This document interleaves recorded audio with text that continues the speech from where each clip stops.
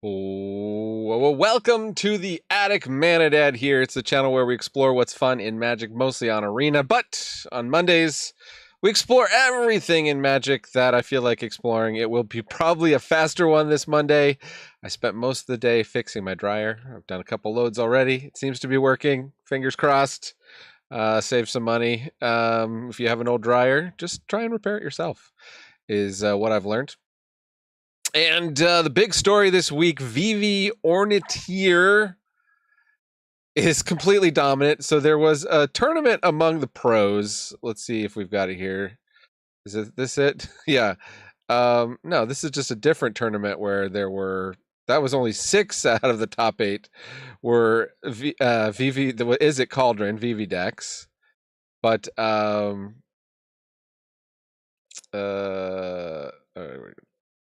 standard showcase, is this it? No, that's another 6 out of 8 Vivi Cauldron decks, although Dimir Midrange did take that one down. But I mean, just look at this.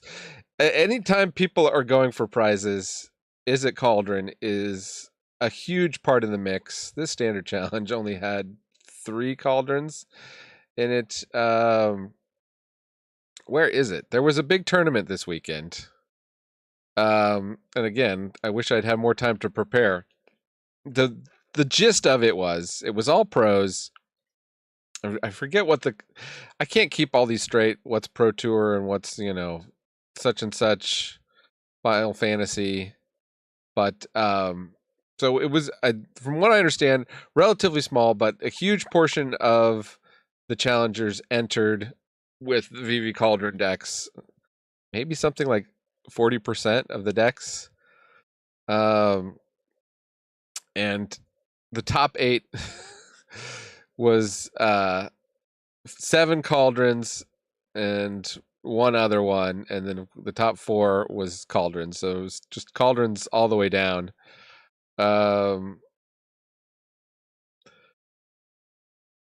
Standard, Last Chance, Standard League, Standard Challenge. Maybe this is it? No. Anyways, I saw a thing. You can watch. Saffron Olive did a thing on MTG Goldfish talking about Vivi and how it came to be so powerful and so pervasive. We might have a Vivi problem.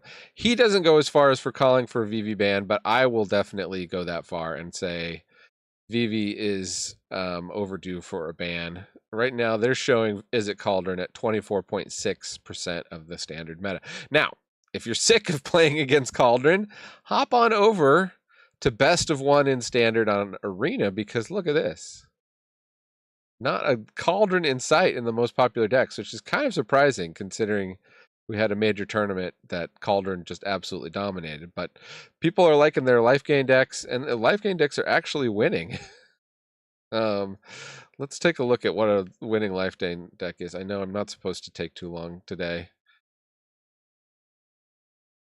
Gotta get to kid pickups, but this is pretty standard. Healer's Hawk, Hinterland Sanctifier, Leonin Vanguard, Ruin Lurker Bat, all 4 ofs.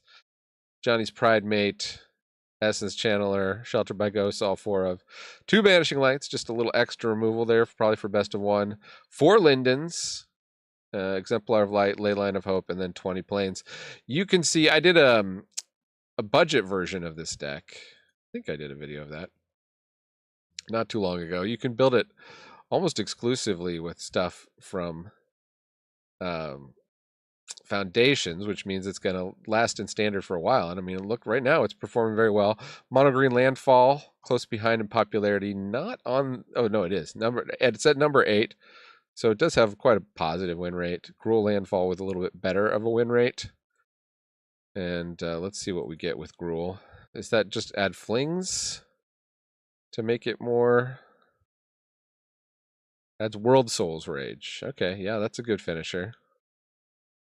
But 4 Bristly Bills, 4 Tifas, 4 Mossborns, 4 Chocobos, Traveling Chocobos, and Ice Till Explorer. Interesting. That's a tech I'm not seeing in the mono greens. Just runs 1 mountain.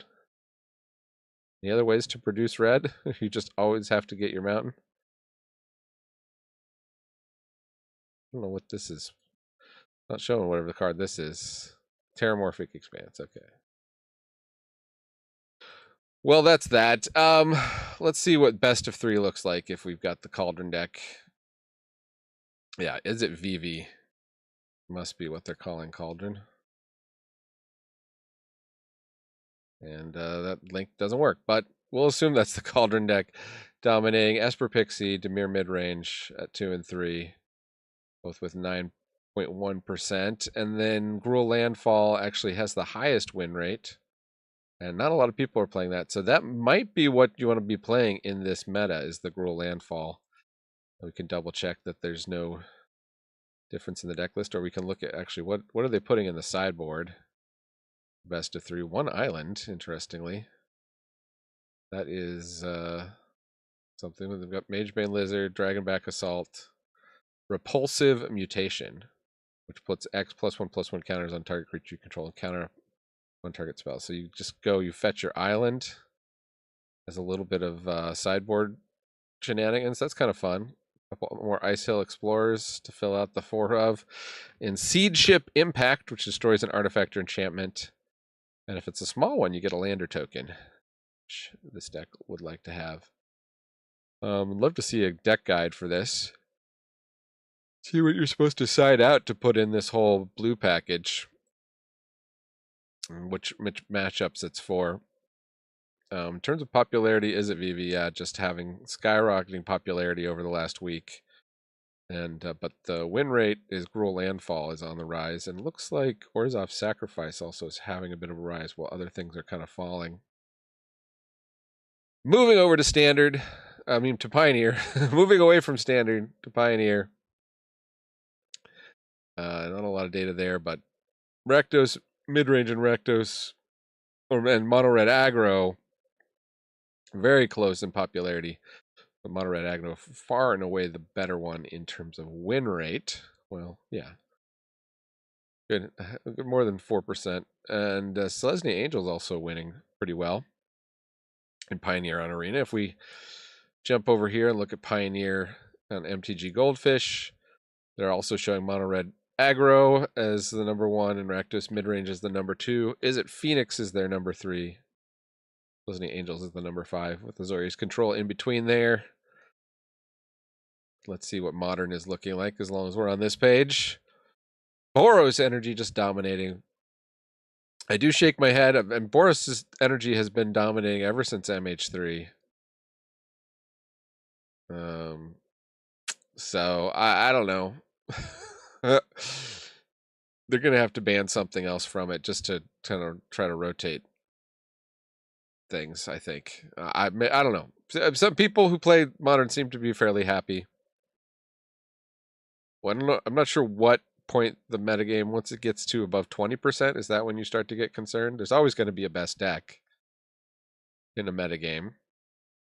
And Pauper has much more even top decks. Blue Terror at 9.4%, John Wildfire 8.8, Madness Burn 8.2, Spy Combo 8.1, and Burn at 7.2. Jumping back over here, we'll look at Alchemy. Let's look at best of 1. For the Alchemy popularity, Marbleize. You can just shorten it to Marbleize. Orzhov bats like half of the popularity of Marbleize.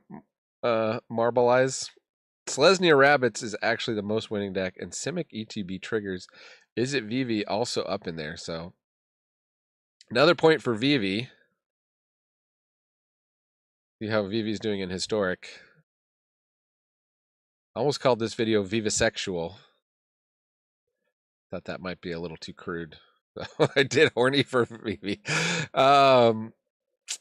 Is it Wizards? It's probably got Vivi in it now. I used to love the Is It Wizards deck back when Historic was Historic. Huh? Do they have Vivi?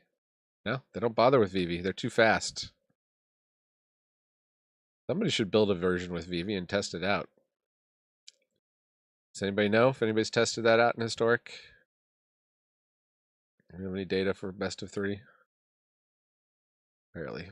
Timeless. People are complaining because of strip mine and Timeless, but does look like the usual suspects, the Oops All Spells and the Show and Tell, are still the most popular. And in terms of win rate, Mardu Energy, I mean, look at that win rate. You need to rank up. That's probably a really fast deck, too. Play some Mardu Energy in Timeless. If wild cards are no object. Let's see what's popular in Brawl today. Tifa is the #1 win rate, but Vivi has edged Tifa out. Edge of Eternities.